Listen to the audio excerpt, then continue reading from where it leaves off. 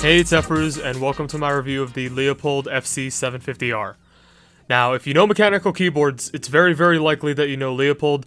For this reason, this isn't going to be a very long review. Basically, Leopold's boards, the FC750R, the full-size FC900R, the 1800 layout FC980M, and the 65% FC660M are the best Cherry MX mechanical keyboards you can buy in retail without modifying in any way. The keycaps are made out of PBT, and I think the cases as well, but I haven't been able to confirm what material the case is made out of. There's padding in the case, although it's not very thick when compared to padding most custom board builders put in theirs. And the legends are front printed, which means you should be able to see them for the entire lifespan of the board since your fingers and, as a result, your skin oils are not coming in contact with the legends. So basically, this keyboard has almost everything you would need to ensure that a year from now, or several years from now, your keyboard should look the same. I can vouch for all of this.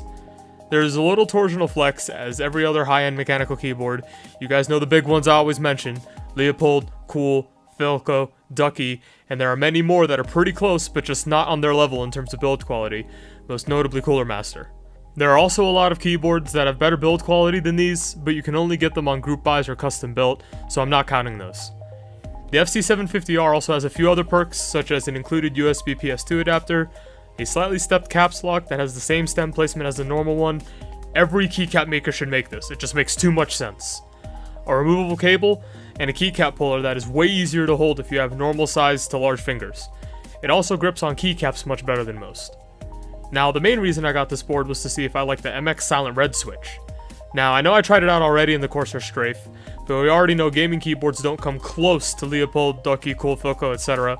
in terms of build quality, and after trying out a lot more keyboards since then, I can say the build of the board is as influential to the feel of the switch as the switch itself. With that said, the MX Silent Red switch feels much better on the FC750R.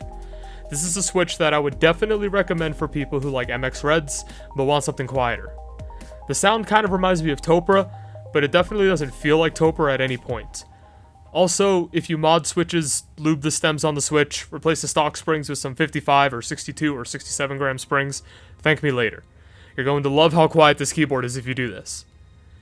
Now, I'm not going to include a sound test for my board specifically because I broke the stock spacebar. A stem from a keycap tray broke in it and I can't get it out. Not Leopold's fault, but the sound has been compromised. The spacebar is one of the most important aspects that contribute to the overall sound of the board in my opinion, and I can't provide you a sound test knowing how much different the replacement spacebar I'm using sounds and feel like I'm providing you useful or accurate information. I'm going to leave links to a bunch of sound tests of this board with the same switch in the description so you can get an idea of how the board sounds. The sound may vary by the microphone setup of the tester, but the first link will be what I think is closest to how this board sounds in real life. So, in conclusion, if you're looking for validation that this is one of the best stock boards you can get, then feel validated and get this board. If you want to know if Silent Red switches were good, I'd say the switch is good if you get a very well-built board to go with it. If you're not getting a Leopold board, or a Magis Touch, or a custom build board, don't buy a keyboard with these switches. They don't feel nearly as good on gaming keyboards, and the regular switches, blue, black, browns, reds, etc., are not affected to such a degree, but only because this has a rubber padding on the top and bottom of the stem, it feels like you're typing on a cheap keyboard when you have these switches on a board with lesser build quality. If you'd like to, subscribe and check out my About Me for other social media sites I'm on, and let me know in the comments what you think about this board, this switch, this review, or whatever else. Thanks for watching, and I'll see you in the next video.